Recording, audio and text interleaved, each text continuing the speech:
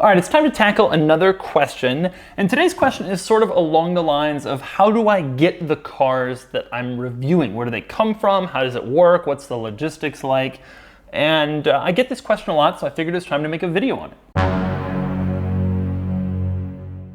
Now, this question came from you. In the past, I've asked you to send me emails at moredougdemuro@gmail.com with your questions about what I do, what do you want to know about me, my whatever, and I'll answer them here on More Doug DeMuro, my second YouTube channel. Recently, I've especially gone after questions that I'm getting a lot. So if like 50 people ask the same question, then obviously I want to cover that topic. And today's topic is that. I've gotten a lot of questions along the lines of how do I get cars to review? Where do they come from? Here are a couple of examples of this.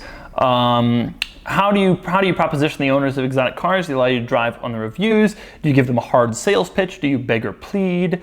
Next one, will you ever review the Mclaren F1, which is sort of in this similar vein if you think about it. Love your channel. I was thinking about doing something similar. Do you think US dealers would lend me their cars, et cetera, et cetera. I got a lot of questions sort of along the lines of, can you review this car? Will you? Why not? How do you do this? So the most common question there is how do you proposition the owners of the cars? How do they come to you? How do you, ask to review cars? And I'm surprised this is a question I get frequently, but it is a question I get all the time. And I'm surprised because in the videos that I make, I put up a little card saying, can I review your cool car? Email me.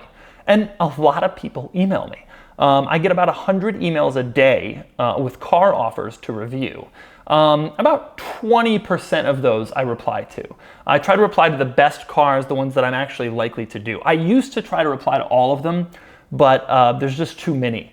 And I just don't have the time. I wish I did, because I feel bad about not replying to people who reach out, but I just don't have time. But anyway, so that's how I get them. That's it. Almost every car that I've ever reviewed has started with an email to my Yahoo account and then the inevitable 2-week delay because that's how long it takes me to get through the emails. But there's not much more to it than that. I also put their names and their cars and their email address on a spreadsheet that I have, which is massive. It now has like 4,000 entries in it all over the world. The country mostly, North America, Canada and the US, but really all over the world. Just so if I'm ever in a place and I have a day to kill, if I'm ever in Tampa for a wedding and I have an afternoon, I can look, oh, what do I have in Tampa? Send that guy an email a week beforehand and then we hook up and I film the car. So I got them all over. Obviously, I'm trying to focus on cars in Southern California so I don't have to travel as much, but just because you're in Maine doesn't mean you shouldn't email me because you never know when I'm up there. And then of the 20% that I reply to, I would say, I do one of those cars. I actually go and film one of those cars. So out of every 100 emails, it leads to one car that I actually film. But, there's a lot of cars that are just not geographically desirable that I would love to film if I was next to it. There's a guy reached out to me in Atlanta with a perfect Lincoln Blackwood. I mean, how bad do I want to do that?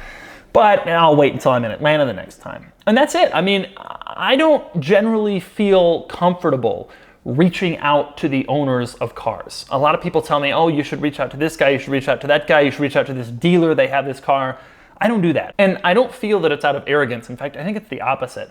I don't feel comfortable reaching out to David Lee, some Ferrari guy, some crazy car collector and saying, hey, can I drive your $1 million car? Will you let me drive your million? I just think that sounds so entitled. Like, hey, I have a YouTube following. Let me drive your expensive car. My view is, if these people who have these expensive cars don't want to reach out, I shouldn't put pressure on them. People know who I am generally in the car world, and they know that I want cars. And if they want the car on the channel, they'll let me know. And if they don't, I'm not going to put pressure on them to let some guy they don't know drive their cool car. I don't want to stick out there and be like, yeah, you have to, I can give you followers, I can give you press, let me drive your car. If they're not comfortable with it, I don't want to make them uncomfortable. I never put pressure on anybody. There is no hard sell. And it's important to keep in mind also, yeah, the guy emailed me, would you do a McLaren F1? Yeah, you got one? I get people emailing me all the time. Why don't you do a Veyron? Why don't you do a Koenigsegg? Well, they're not growing on trees. If someone has one and reaches out, obviously I'm going to film that. But it hasn't happened. Now, I'm not exactly hurting for it though. If you look at the views on my videos, some videos do incredibly well that aren't about incredibly expensive cars. I filmed a video on an Aztec which is worth $3,000 on Craigslist, and it got 2 million views. And so it's not like I'm obsessively chasing down crazy exotic cars because they're the only way people watch. And so I don't feel like I need to get a Mclaren F1 to review anytime soon, because I do well without it.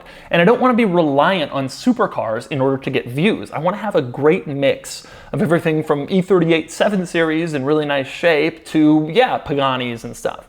But it's not necessary. And so my philosophy on that is one day a McLaren F1 will come. Might be next year, might be next month, might be 5 years, but one day it'll happen. And if not, there's a lot of great cars I can do between now and then. Now, another part of the question here is, do the car owners annoy you by riding in the car with you? Almost every video I film, there's no one sitting in the passenger seat. The videos take 5 hours generally to film, and I just tell the owners beforehand and the dealers, look, this is going to be very boring for you. It's mostly me sitting there filming a door handle 6 times while I open it until I open it the exact right angle and there's no reflection and whatever. And I just tell them, don't be around. You don't want, I always give them the option. You can be around. But most people realize this is not something they want to sit through. Some of the people do come in the car with me as a passenger. I think in the videos, it's hard to tell if they're there. Personally, I don't really care. I'm going to say the same stuff whether they're there or not. I'm not worried about offending people when I drive these cars. I borrow these cars from dealers and from private individuals, in part because if I upset some guy who has a GT3, all that I did was upset some guy who has a GT3. I didn't upset Porsche Cars North America, who will then never give me a press car again. So I don't worry about someone riding with me. But yes, they sometimes ride with me. For the really expensive cars, I actually prefer they ride with me just so they know I'm not abusing it. And so there's no call me in 3 weeks going, I can't believe you did this, when it's like, whoa, I didn't do anything. Now, one of these emails, and this is a question I get a lot, do you think a car dealer would let me, random person, review cars with their inventory? Generally, I think that's not, I don't like to approach anybody, and I never have at any point. Even when I got started, I didn't approach dealers and people. I started by doing my own cars, and then I kind of graduated to doing other people's cars. And I try to recommend that to people rather than showing up at a dealer and saying, hey, can I film your stuff? Because I just personally, I don't think that's the right way to go about it. Now, a lot of other YouTubers do go about it that way. They're very successful, and frankly, some of those relationships exist that wouldn't exist the way I do it, where I'm kind of hands off. And some of those guys are just kind of more go-getters about that stuff. But on a personal level, especially if you have no following, I think you shouldn't expect a dealer or a person to just sort of let you borrow their car and go do whatever with it, because they have no reason to trust you. Whereas I walk into a dealer, GMC Sierra Denali, I filmed a Chiron, I've driven a Pagani. They kind of know I'm not going to screw with their pickup truck. But if you're just a guy with a camera, they don't have that same knowledge. So that's basically it. That's how I get cars. That's, will I ever do a McLaren F1? I hope there's a little more light shined on that answer. And it's sort of how it all comes together. It comes together fairly well, I think. I think you all enjoy it. And that's the basic answer to these questions that I got. So send me emails with more questions, moredougdemuro@gmail.com, and I will answer more of your questions in a future episode of More Doug DeMuro.